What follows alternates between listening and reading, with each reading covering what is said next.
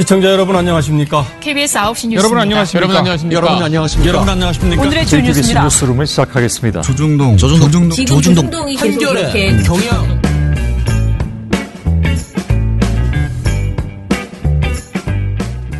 민원연의 미디어 탈곡기 714화를 시작하겠습니다. 예, 안녕하세요. 저는 언론 권력을 감시하는 시민단체 민주언론시민연합에서 사무처장으로 일하는 김원경입니다. 방송 모니터 담당 활동가 조선입니다. 김정일입니다. 예, 미디어 스크랩부터 시작해 볼게요. 조선일보하고 PD수첩하고 계속 한 판씩 하고 있는데요. 사실은 조선일보 혼자 흥분한 거죠. PD수첩은 할 말을 했는데 조선일보가 2009년 고 장자연 사건 관련 수사 당시 경찰에 외압을 행사했다는 의혹 제기가 허위라고 보기 어렵다. 라는 판결이 나왔습니다. 조선일보와 당시 이동환 조선일보 사회부장이 지난해에 조선일보의 수사 외압 의혹을 제기했던 MBC PD수첩 제작진과 조현오 전 경찰청장을 상대로 제기한 정정 보도 및 손해배상 청구 소송에서 법원이 조선일보에 대해서 패소 판결을 내린 것인데요. 서울 서부지법 제12 민사부에서 내렸대요. 선고 기일에서 원고들 그러니까 조선일보와 이동환의 그 피고들에 대한 청구를 기각한다. 소송 비용은 원고가 부담한다라고 판결을 했습니다. 조선일보는 돈만 날렸네. 그러니까요. 잘 됐네요. 재판부는 조선일보가 이동환을 통해 외압을 행사했다는 조현오의 법정 진술과 과거사위원회 조사 등을 종합했을 때 허위라고 인정하기 어렵다라고 판결했습니다. 조선일보가 자사 사주가 연루된 사건 수사를 무마하기 위해서 1계급 특진이 주어지는 청룡봉사상을 담당 수사관에게 시상했다라는 사실이 충분히 암시된다면서 이는 명백한 허위 사실에 기초한 보도다라고 조선일보는 PD수첩을 이제 건 거죠. 네. 그런데 재판부는 PD수첩 방송 내용 전체를 아무리 봐도 그런 표현이 있다거나 그와 같은 사실을 적시했다고 보이지 않는다. 단지 조선일보와 경찰이 청룡봉사상으로 좋은 관계를 갖고 있다는 비판적 의명을 표명한 것뿐이다 라고 밝혔습니다. 재판부는 조선일보의 손해배상 청구에 관해서도 피고 방송사의 보도는 공익과 공공의 이익을 위한 것으로 볼 수 있고 적시한 사실도 허위 사실이라고 볼 수 없다라며 기각했습니다. 좀 속이 시원한 것 같습니다. 마음의 평화가 오는 그런 판결이었습니다. 왜냐면 이런 내용에서까지 지면 진짜 좀 허망하잖아요. 근데 상식적인 수준의 판결이 나왔다라는 생각이 듭니다. 생각이 나는 게 그때 이제 모니터 했었을 때 막 일면에 대자보 쓰듯이 막 우리랑은 전혀 우리 방 사장님과는 전혀 관계가 없어요. 그런 그 보도를 냈던 그 기억이 나잖아요. 그 뒤에도 막 한 이면을 털어가지고 막 왜 아닌지 너네는 왜 지금 우리를 지금 이렇게 공격하고 있는지 사설에서까지 그렇게 얘기를 했는데 그러면 나는 그걸로 끝나야 된다고 봐요. 거기서 끝나야 된다. 지면의 사유화 정도에서 그쳐야지. 소송까지 가서 사실 괴롭히는 거죠. PD수첩 제작진들을. 좀 그렇네요. 어쨌든 졌다니까. 네, 속이 시원하네요.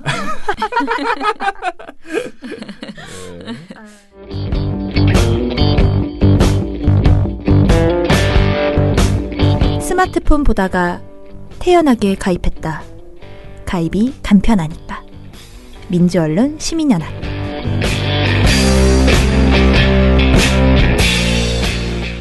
조국 수호대 관련된 이야기입니다.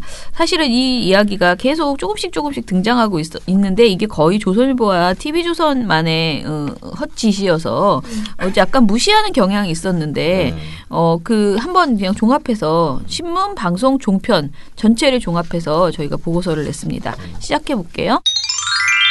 민원연 신문, 방송, 종편 모니터. 조선일보가 만든 조국 수호대. 예, 조선일보는 별거 다 만들어. 싫다면서 뭐 이런 것까지 만들고, 그지? 너무 싫은데 조국 수호대라는 있지도 않은 그런 조직을 막 만들어주고 그렇게 하고 있습니다. 자, 이제 사건은 사실 우리가 동준 씨랑 이미 다 이야기를 했어요. 그러니까 조국 전 장관은 너무나 스토킹하는 그런 보도들이 계속 있었죠. 네. 그래서 종편에서 계속 이렇게 따라다니면서 이상한 보도들 우리가 말하는 뭐 이거는 모자, 이거는 안경, 이거는 등산 스틱, 뭐 이런 바지. 이거는 바지 이렇게 표시해주는 등산화. 누가 몰라? 그거를 왜 하는지 모를 그런 보도들을 막 했어요. 그래서 그런 보도들이 나오니까 사실은 화가 난 사람들이 간 것 같습니다. 이 조국 수호대라는 그 실체는 저도 잘 모르겠지만 제가 주민에게 물어본 것은 정말 모르는 분이다 라는 거예요. 그러니까 뭐 억지로 만든 게 아니고 자연 발생적으로 화가 난 분들이 이제 오신 거죠. 언론을 규탄하고 싶으니까 이제 오신 거죠. 자, 그런 사람들이 있었어요. 그런데 검찰에서는 이렇게 이제 그 스토킹하는 아니, 검찰이 아니죠. 그런데 이 스토킹하는 취재에 대해서 사실은 언론사 스스로 자성의 목소리를 가져야 되는데 그런 짓은 하지 않습니다. 그리고 오히려 비난하기 시작했는데요. 조선일보가 말하는 조국 수호대에 대한 실체가 뭡니까? 일단은 네, 그 조국 수호대를 제가 이제 검색을 해봤을 때 네. 트위터에서 좀 자연 발생적으로 뭔가 모인 사람들인 것 같기는 했어요. 근데 모였다고 말하기도 어려운 게 네. 예를 들어서 뭐 조국 수호대라는 게 이제 트위터에서 이제 검색을 해보면은 뭐 나 오늘 이때 가야지 뭐 이런 사람들도 있고 뭐 나 오늘 이때 가야지 해서 뭔가 이렇게 조직적으로 발생했다기보다는 그런 해시태그 같은 걸 검색을 해서 아 지금 거기에 사람이 있구나 하면은 가보고 없구나 해도 또 가보고 그런 것 같았어요. 그러니까 조직된 단체라기보다는. 그러면 뭐 대표가 있다거나 그런 건 아닌 조직을 것 같아요. 했다거나 네네. 그런 게 아니고 그냥 트위터에 올리고 그냥 한번 가보고. 네. 근데 이제 뭐 자주 가시는 분들이 있을 수는 있겠죠. 근데 그게 조직됐다기보다는 이제 그런 해시태그 검색해보고 이 사람 여기 가 있네? 나도 가볼까? 해서 그렇게 해서 몇 분이 그냥 가시는 것 같더라고요. 그런 후기도 올라오고요. 트위터에. 그래서 이거는 그냥 정말 말 그대로 언론에서 너무 많은 스토킹 보도를 하니까 하지 말라라는 말을 뭐 거기 가서 1인 시위를 할 수는 없잖아요. 이분들이 그렇게는 못하고 거기 가서 촬영을 방해하는 정도로. 그런데 이제 조선일보가 맨 처음부터 이분들을 조국 수호대로 낙인 찍고 이들이 마치 그 개인 팬 지지자들의 조직인데 이 사람들이 우리의 취재를 방해하고 있다라는 프레임을 걸었어요. 먼저. 네. 그래서 포털이나 이제 비카인즈를 검색해서 봤을 때 조선일보가 이 조국 수호대 기사를 가장 처음 썼더라고요. 이게 11월 4일 류재민 기자가 그 유명한 우리 장관님 사진 찍지 마! 조국 집 앞에 뜬 조국 수호대 기사를 썼는데요. 이 기사를 보면 되게 웃겨요. 자기들이 왜 여기 있고 거기 갔는데 얼마나 우리가 박해를 받았는지 뭐 그런 얘기가 나와 있어요. 자세히 궁금하네. 보면. 왜 거기 있어 근데? 왜 거기 있는지 설명을 그거 한 진짜 걸 궁금하다. 얘기해 보면은 이 기사에서 자신들이 조 전 장관 동생 조건 씨가 웅동학원 교사 채용 비리 등 6가지 혐의로 구속되자 조 전 장관의 표정을 사진에 담기 위해서 거기 갔대요. 그런데 자신들이 이게 동생이 구속됐는데 말이나 되나 진짜. 왜 그 사람 슬픈 표정을 잡고 아니, 싶어서 무슨 소리야 갔다는 거야? 이게? 그게 기사로 나갔다고? 네 적혀 있어요. 딱 와, 첫 번째 단락에. 진짜. 왜 조 전 장관의 표정이 필요한지 그 표정을 담기 위해서 와. 왜 하루 종일 거기 집 앞에서 카메라를 들이대는 취재를 하고 있는지는 설명 안 하고 그게 정당하다고 생각을 하는 거죠 지금. 나는 이 기사를 본 독자들의 얼굴 표정이 더 궁금하다. 진짜 너무 충격. 이게 뭐야? 하는 이게 소리가 글이야 나죠. 뭐야 이게? 그래서 이 사람들이 1일 그러니까 11월 1일 오전 9시쯤부터 조국 전 법무부 장관 집이 있는 서울 서초구 방배동의 한 아파트 담벼락에 자기들이 자리를 잡았다. 한 사진 기자 3-4명이 갔다. 그런데 이날 오전 10시쯤 40대 여성 3명이 기자들 옆에 서서는 우리가 조 전 장관을 촬영하려 하자 이 여성들이 갑자기 소리를 지르면서 찍지 마세요. 사생활 침해입니다. 라고 해서 우리가 이들의 방해로 결국 조 전 장관 모습을 카메라에 담지 못하고 철수했다. 이렇게 상황을 설명을 했습니다. 지금 방해라고는 말이 나왔어요. 네. 그러면서 조선일보가 이 여성들은 이른바 조국 수호대를 자처한 이들이다. 이 사람들은 정경심 씨가 구속 수감된 다음 날인 10월 25일부터 모습을 보였다라고 했는데 그걸 알려면 이 사람들은 적어도 10월 말부터 지금 조 전 장관 집 근처에서 계속 대기를 탔다라는 말이거든요. 그렇죠. 그렇죠. 그때부터 자기들이 그렇게 스토킹 취재를 하고 있다. 그 말을 이렇게 말한 겁니다. 자백을 한 겁니다. 취재라고 얘기하기가 싫다. 그렇죠. 네. 그러면서 이들이 어떻게 자기 자신의 취재를 방해하고 있는지 설명을 했는데 예를 들면 취재진이 아파트 근처에 차를 주차하면은 거주자 우선 주차 구역에 차를 댄다고 민원을 넣는다. 그리고 취재진에게 근데 너무 당연한 거 아니야? 아니 근데 민원 넣어야죠. 우선 주차에 내가 사는 동네에 다른 차가 대져 있는데 계속 와가지고 대고 있으면은 민원 넣어야죠. 그래서 그 설명을 또 방해하는 해요. 거야? 해요. 그러니까 이 민원을 넣으면은 자기들이 차를 빼야 된다고 말을 하거든요. 당연히 빼야죠. 거주자 우선 주차 구역에 자기들이 차를 댔는데 그걸 민원을 넣었다고 지금 취재 방해라고 말하고 있는 거예요. 세상에 어떡하냐. 큰일 났어요. 지금 진짜 큰일 범법 났네. 행위를 하면서 지금 취재를 하고 있는 걸 자백한 거예요. 그리고 또 취재진한테 헌법이 적힌 종이를 들이민다. 그리고 자기들이 편의점이나 커피숍 갈 때 따라 붙는다. 이런 예시들을 막 써놨어요. 그러면서 조선일보가 이들이 조직적으로 활동하고 있다. 라고 하면서 근거는 없습니다. 그런데 한 아파트 주민을 취재해서 그 주민이 말하기를 취재 목적도 아니고 연예인 극성 팬처럼 우리 아파트를 종일 서성이면서 주민들을 불편하게 하고 있다라고 말한 인터뷰를 실었어요.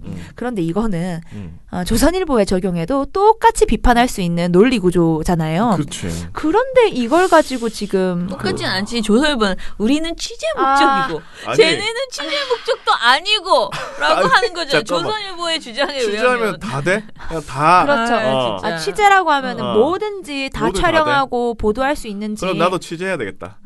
그 좋네요. 그러면서 조선일보가 이 기사를 내니까 이제 다 따라 쓰기 시작한 거예요. 아시아경제, 매일경제 등등이 그대로 받았었습니다. 아니 이걸 보면 사실은 부끄러워해야 되는 거 아니에요? 기자들이? 저는 부끄러울 것 같아요. 진짜 부끄러울 것 같아. 그런데 네 지금 그걸 받았어. 네 또 받았습니다. 경제지들에서 야, 받았었습니다. 대단하네. 그리고 나서 TV조선이 또 이제 행동에 나섰는데요. 11월 10일부터 이제 2건의 기사를 냈는데 지금 말하는 이제 신문 방송 이제 모니터를 해봤을 때 이런 기사를 자체 취재를 해서 낸 곳은 조선일보와 TV조선뿐이에요. 아까 말한 아경과 매경은 조선일보 보도를 받아 쓴 거고요. 지금 조선일보와 TV조선만이 그 많은 언론사 중에서 단 두 곳에서 우리가 조국 수호대 때문에 취재 방해를 받았다. 너무 힘들다라고 힘들어. 호소하고 있는 겁니다. 표정을 찍어야 되는데 지금. 그러니까 지금 TV조선 또한 비슷한 내용을 내놓은 건데요. 근데 이게 내용이 좀 더 가관이에요. TV조선에서 나온 이 보도에서는 앵커가 이제 소개 멘트를 하잖아요. 앞에서. 검찰 소환을 앞두고 일부 지지자들이 조 전 장관의 집 앞을 지키면서 취재진의 촬영을 막는 일이 벌어지고 있습니다.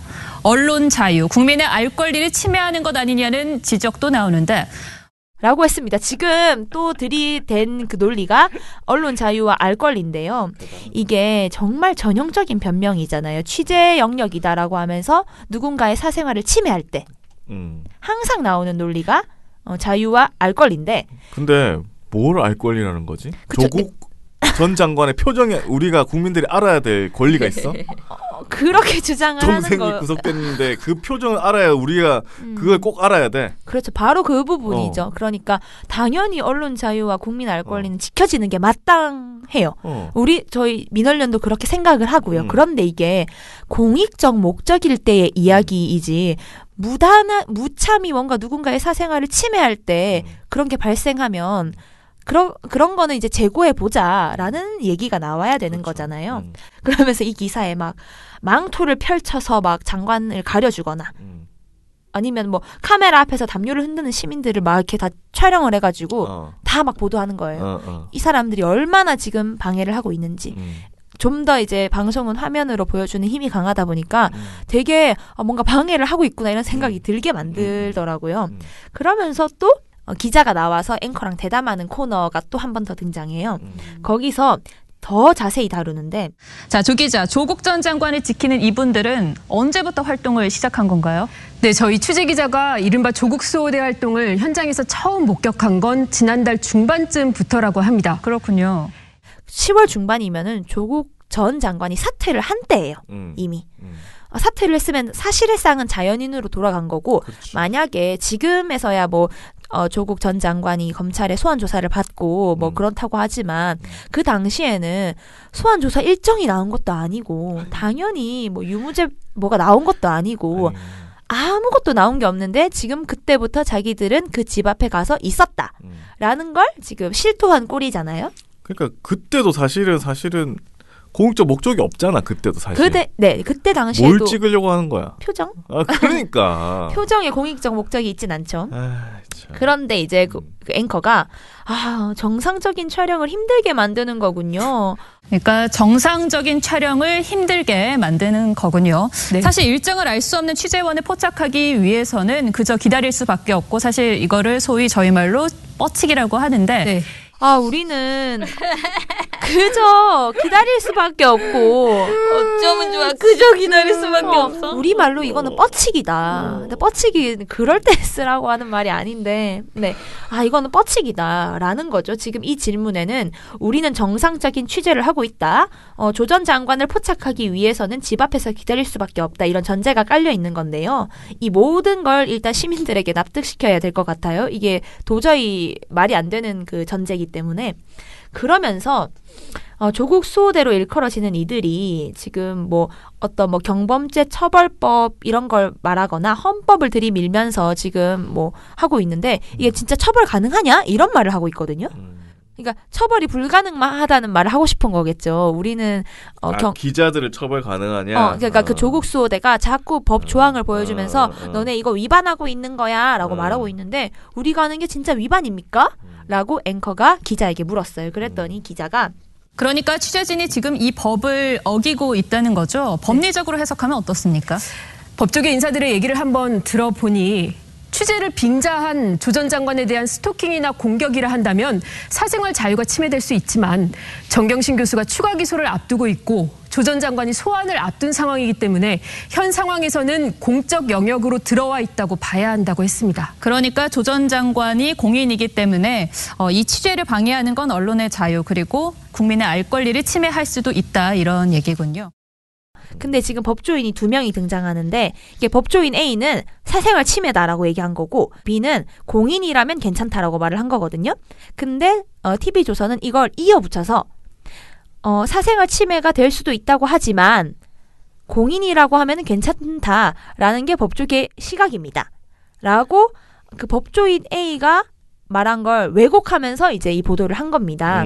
근데 공인이라고 해서 아까 우리가 계속 말하는 것처럼 공인이라고 해서 어떤 일을 따라다니면서 취재하고 보도하는 건 안 된다라는 게 법원 판결로도 많이 나왔어요. 예를 들어서 연예인 이혼 이런 것과 관련해서는 아무리 공인이라고 한다고 할지라도 국민의 알 권리의 영역에 들어가지 않기 때문에 그걸 보도하는 것은 사생활 침해다.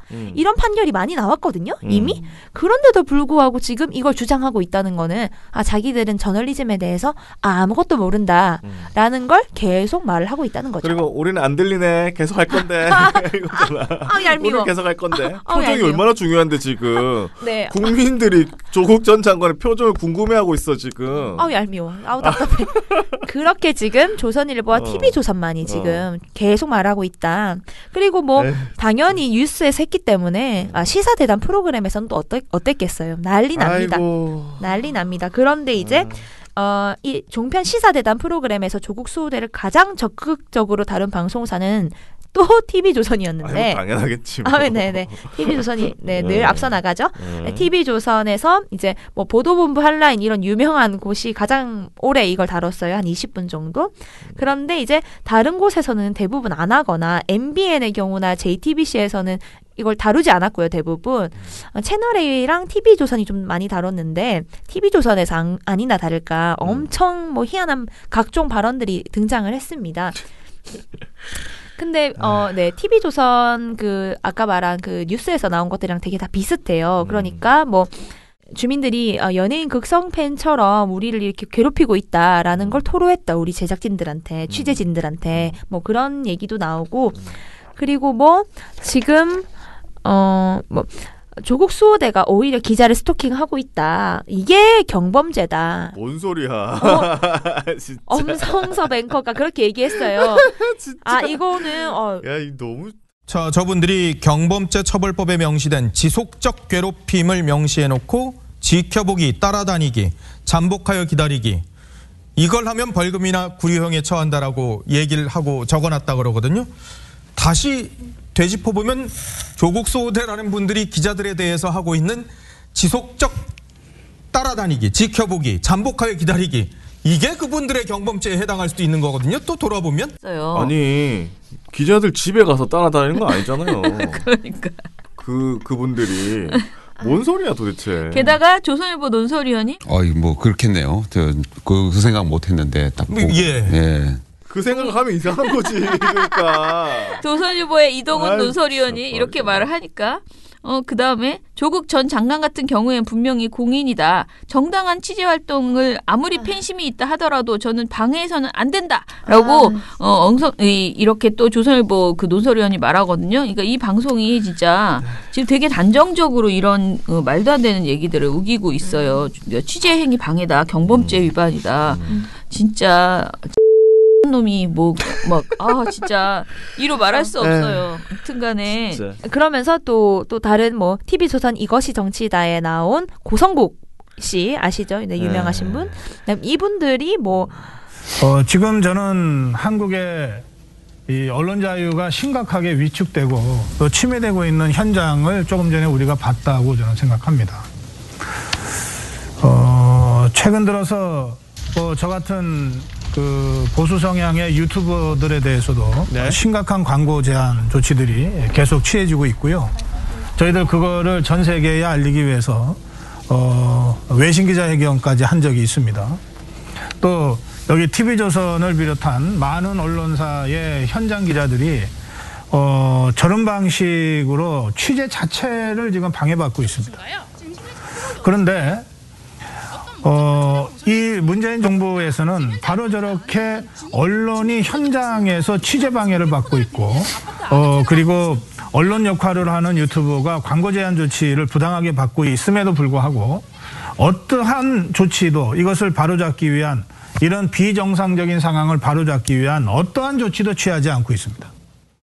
이분은 결국 유튜브 네, 잘하고 싶다. 유튜브 때문에 네, 유튜브 수익을 지금 해야 되는데. 네, 수익 얘기하시는 건데 그렇게 말을 못 하시고 어쨌든 이런 내용이 터무니없는 내용이 너무 지금 종편에서 많이 나왔다.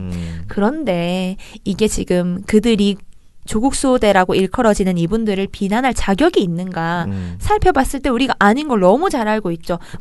등산 단독들 많이 나왔고요.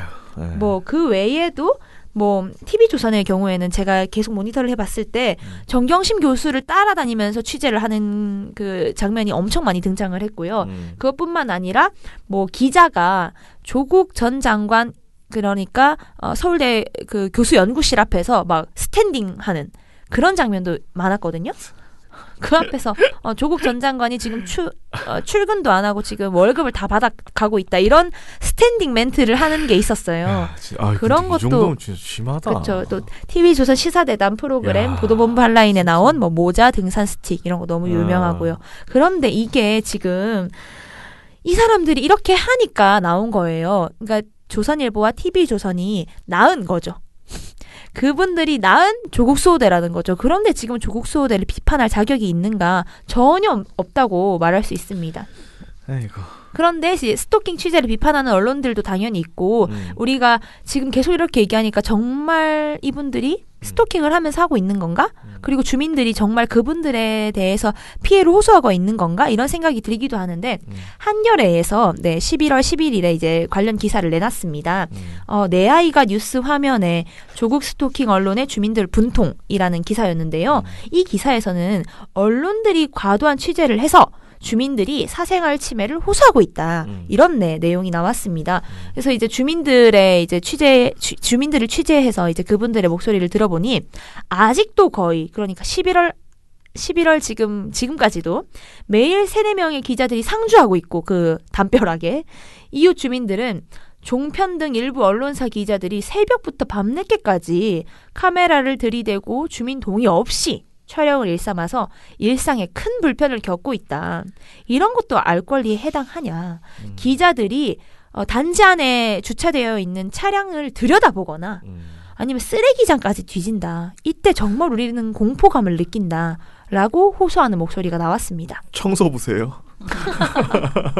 아니, 청소부라도 네, 이거 안 되죠. 그러면서 이제 그 뭐 TV조선이 지금 조국 수호대가 이곳저곳에 경범죄 처벌법 조항을 붙였다고 하면서 이게 이제 우리가 지금 위반한 거냐 이렇게 물었다고 했잖아요. 한겨레 취재 결과 주민들이 부착한 것도 있다고 합니다. 그러니까 주민들이 자꾸 그런 취재를 하니까 기자들이 있는 곳에 한국기자협회 윤리강령 및 실천요강 여기 보면은 사생활 침해를 해서는 안 된다라는 내용이 있거든요. 그거를 이제 붙여놨고 또 경범죄 처벌법 조항 이것도 이제 스토킹과 관련된 내용이에요.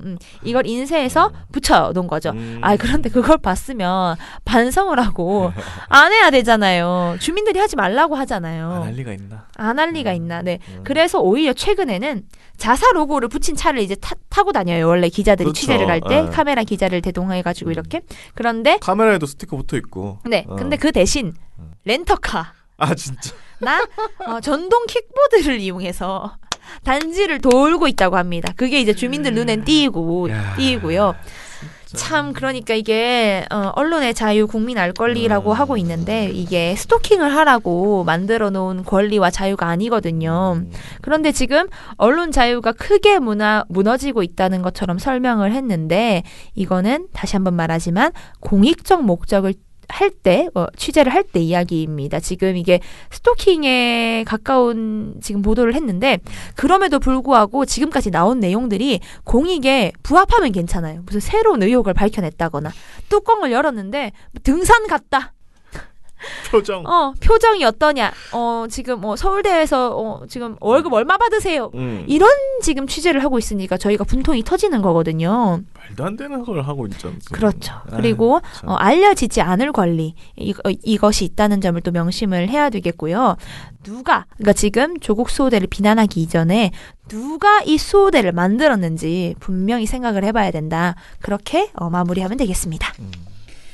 자, 어제 안 하고 오늘 뉴스공장에서 방송을 했네요. 그 네, 제가 하셨어요. 말한 주민 했는데 제가 댓글들을 읽어보니까 굉장히 공감한다. 얼마나 힘드셨겠냐 그런 얘기들이 있고요. 굉장히 재미있는 일은 당연한 일 아니냐, 쓰레기가 쓰레기장에 있는 건 너무 당연한 건데라고. 왜냐면 이분들이 분리스트 재활용 분리하는 그곳에 자꾸 숨어 있다고 그랬잖아요. 아, 이거 듣는 기자분들은 싫어하시겠네. 너무 슬프실 것 같아요. 슬플 것 같아요. 자, 그리고 미국 사는 교포인데 이런 짓거리 미국에서 했으면 당장 철창이다. 인권이 무엇인지도 모르는 사람들이다라고 이야기를 하네요. 이런 댓글도 있어요. 저는 계속 이 이야기를 보면서 우리 자꾸 똑같은 얘기인데요. 야, 너네 박근혜, 이명박한테도 이렇게 하지 않았냐? 왜 조국한테 이렇게 하면은 못하게 해? 막 이렇게 오히려 그러니까 기자들이 박근혜, 이명박을 취재할 때 이렇게 하면 전혀 욕하지 않으면서 왜 조국을 이렇게 할 때는 이렇게라고 하는데 지금 조 전 장관은 굳이 이렇게 할 이유가 진짜 알 권리의 측면에서 취재를 접근할 이유가 하나도 없어요. 지금 상황이. 그러니까 그냥 무조건 똑같이 뭐 박근혜 때 이런 식으로 퉁치려고 하지 마십시오. 그러니까 이거는 분명하게 완전히 정말 부끄러운 행태다라는 걸 그냥 인정하고 철수를 하시는 것이 제가 보기에는 그나마 정상이고요. 이 엄성섭 씨는 이 방송으로 TV조선의 어떤 그 수준 그리고 TV조선을 날릴 수도 있다라는 생각이 저는 드는데요. 왜냐면은 지금 엄성섭 씨가 하는 말은 너무나 단정적이에요. 그냥 하는 말이 아니고 이 말이라는 게 그냥 대충 이럴 것 같기도 하고 저럴 것 같기도 하고 이렇게 말하는 거랑 다르게 엄성섭 씨가 하는 말은 굉장히 세거든요. 이게 이제 법적으로 할 수 없다는 거는 우리가 알고 있다고 했잖아요. 지금 당장에 법적으로 어쩔 수 없다라고 하는데 이쯤 되면 우리가 여론을 통해서 진짜 제대로 다퉈봐야 된다. 이게 법으로만 꼭 해야 될 일인가. 도대체 조 전 장관의 그 표정을 봐서 뭐 하겠다는 것이며 그 표정을 찍고 싶으면 왜 조 전 장관만 찍지 주민들을 찍냐고요. 왜 지나가는 주민들을 찍고 아이도 찍고 그게 그냥 계속 찍고 있어요 지금. 그런데 그거를 항의하는 것조차도 이건 죄가 안 된다라고 하는 것은 정말 무리한 해석이다라는 생각이 듭니다. 화가 났지만 태어날게 전화했다. 제보가 간편하니까. 민주언론 시민연합. 수요일에서 목요일 방송 잘 들었습니다라고 미령곰태님이 남겨주셨어요. 조국 전 장관의 가족과 이웃 주민들의 고통을 알겠네요. 시도 때도 없이 들이대는 카메라와 기레기. 그들은 천벌받아야 마땅합니다라고 하셨고요. 그리고 솜쥔채 발견님께서는 시스팡에서 빵 터졌어요. 크크크크크. 저는 사실 옆에서 듣고 있으면서 짜증이 났어요. 저놈의 시스팡 얘기 좀 그만하지. 쟤는 이봉우는 본 게 시스팡밖에 없나. 우리가 광고해주는 것 같잖아. 그러니까 너무 웃겼어요. 그죠? 재밌었어요. 아무튼 조금만 분리하면 언론 탄압이라고 하는데 진짜 어디서부터 손대야 할까요? 라고 민원연 활동가분들 일만 늘고 너무 힘드실 것 같아요. 항상 활동가분들께 감사합니다 해주셨어요. 감사합니다. 네, 그리고 투어이브 박미정님께서 광고를 하셨다고. 네, 청정구역에다가 네. 광고를 하셨는데 뭘 하셨어요? 근데 이제 투어이브 박미정님께서 여행사를 하시잖아요. 네네. 그 여행사 광고를 하시면서 민원연 얘기를 그 멘트에 이런 걸 이제 요즘 저희 말로는 찐이다. 아 진짜. 투어이브 박미정님 정말 찐 회원이다. 네. 그러니까 거기에 광고를 하시는데 그 멘트에다 민원연이 들어가요. 와, 뭐 민원연 많이 사랑해 주세요. 네, 뭐 그런 식으로 해가지고 와우. 깜짝 놀랐습니다, 저도. 와우. 아무튼 감사합니다. 네, 감사합니다. 본인 광고에 우리까지. 와, 야, 이거는 찐이다. 네. 그래서 투어이브 박미정님께서 살짝 창피하네요. 같이 앉으세요. 청정구역엔 광고를 오랫동안 해서 이제 광고 문구를 새롭게 보내야 하는데 보낼 게 없기도 하고 좋은 정보 공유 차원에서 네. 칭찬 감사합니다. 감사합니다. 지금 감사합니다. 다들 애들아빠님께서도 투어이브가 청정구역에서 민원연 광고를 하다군요. 너무 네. 반가워서 그러면서 좋아하시고 TNO님도 투어이브 박미정님 청정구역 광고 내신 거 잘 들었습니다. 투어이브 광고가 아니라 민원연 광고 좋아해 주셨습니다. 네, 감사합니다. 정말 감사합니다. 브레이브 티모님께서 기레기라는 말조차 약하다. 뭔가 강렬한 더 원초적인 지칭이 있긴 한데 뭐가 있을까요? 자, 몰라. 제가 미는 핵폐기물 뭐 이런 거. 맞아. 밀어도 안 되네. 네, 회원기부 갔을 때. 아이 참. 트윗 포가 폭발님께서는 검찰도 감사원 감사로 불법 탈법 남용 태만을 감시해야 할 행정부인데 왜 감사 안 하죠? 라고 하셨습니다. 네. 자, 그러면 그리고 김문식님께서 10,000원을 후원하시면서 반말 좀 그만하라고 뉴스공장에서 김 처장님한테. 제가 반말해요? 약간 그런 게 약간 있긴 있었는데. 아, 그래요? 예. 저는 제가 거의 반말을 안 하는 편이라고 생각했는데. 그러니까 혼잣말 같은 반말이 있는 거죠. 네. 방송에 그런 게 나오긴 하는데 아무튼. 네, 알겠습니다. 네. 감사합니다. 유튜브 게시물에서요. 댓글을 보니까 좀 더 천천히님, 처장님이 화를 내주니까 위로가 됩니다. 조국 수호를 위해 국민들의 분노 당연하지만 한편으로는 노동자들의 피눈물 나는 투쟁에 누구도 관심 갖지 않는 현실이 절망스러웠거든요. 제발 더도 말고 덜도 말고 사실만이라도 노동자의 목소리를 들어줬으면 좋겠습니다. 하셨고요. 네. 지금 철도 노조 파업 때문에 네, 지금 불만이라는 기사들이 너무 많이 나와가지고 네, 좀 화가 나고 있습니다. 기자들 때문에 불만. 에잇. 4분 하다님. 사회 현상에는 관심 없는 기자하면 안 될 기자들이네요. 노동법 문제가 아니라 기본 상식으로만 생각해봐도 이상한 건 이상한 건데 그걸 핑계로 묻으려는 처장님 화난 이유를 알겠네요. 이렇게 그렇습니다. 처장님은 진정 문재인과 민주당의 노동 간이 문제가 없다고 생각하세요? 문재인은 진짜 노동 존중을 하는데 오로지 언론 때문에 노동 개혁이 안 된다고 생각하세요? 문재인은 진짜 이강래 목을 치고 싶은데 정교조 문제도 허울뿐인 정규직한 문제도 하루 3명씩 죽어나가는 문제 등등등등 모두가 언론 때문에 해결을 못하고 있다는 겁니까? 점점 민원연 답이 없네요. 라고 하셨는데요. 저희 방송을 좀 잘못 들으신 것 같아요. 저희는 그렇게 말한 적이 한 번도 없고요. 더 진보적으로 나가야 된다는 입장이고. 그렇죠. 어제 방송에서도 지금 3년 동안 노동과 관련해서는 무엇을 했는지 잘 모르겠다라는 그 말이 이야기가 있었던 것 같은데, 네. 그렇죠. 그러니까 저희는 언론과 관련된 시민 단체이기 때문에 언론을 먼저 지적을 하고, 그러니까 언론에서 여론 형성을 잘 해줘야 또 정부가 이끌어갈 수 있는 부분도 저는 분명히 있다고 생각을 하거든요. 그렇죠. 네, 그런 면에서 저희가 언론을 지적을 하는 거지. 그렇죠. 그렇다고 해서 정부나 지금 정당 쪽에서 국회 쪽에서 아무것도 안 하고 있는데 그걸 우리가 가만히 있다 이렇게는 네, 보기 어려운 것 같아요. 아무튼 간에 문재인 정부의 이 노동 관련 대책은 정말 저도 이해할 수가 없고 문제가 맞아요. 많다라고 생각합니다. 그런데 그렇게 자꾸 주춤주춤 하게 되는 그 것에는 저는 사실 그런 것들에 이제 언론의 영향이 분명히 있다라는 것이고요.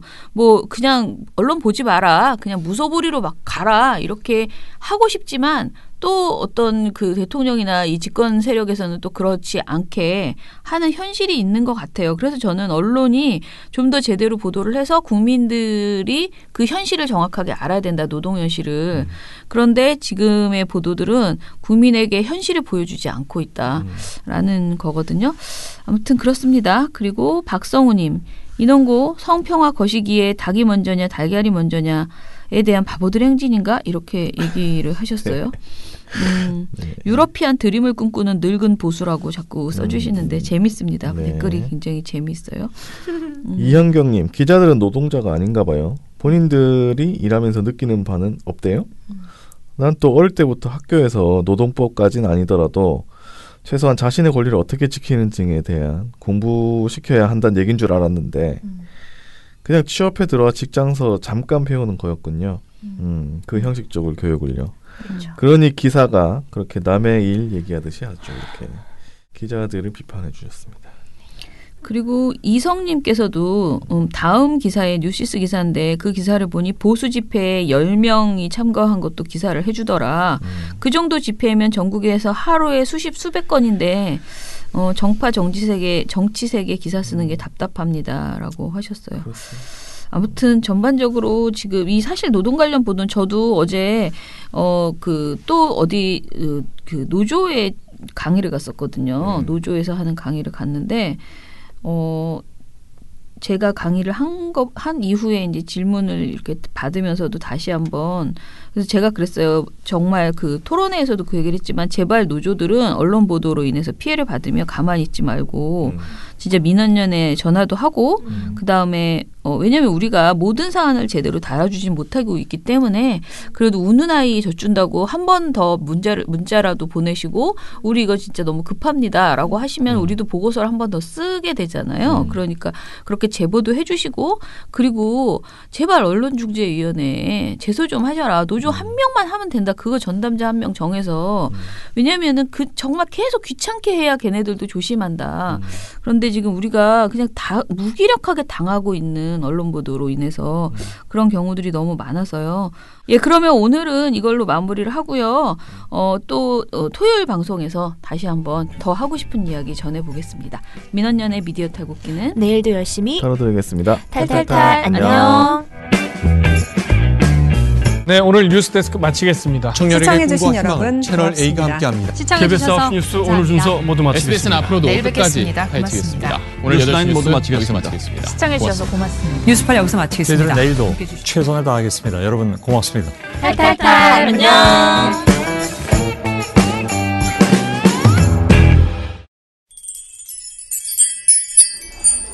민원연 회원 가입 가입하시면 매달 후원회비가 $9 지상파의 종편 신문까지 세트로 감시하는데 $9 거기에 좋은 보도 좋은 방송까지 발굴하고 팟캐스트도 매일 나가는데 $9 매달 소식지도 나가고 매년 회원들과 같이 하는 행사도 여러 개 하는데 $9 그럼 10,000원으로 하시죠. 오케이 땡큐. 민원연 회원 언론 감시를 매달 10,000원으로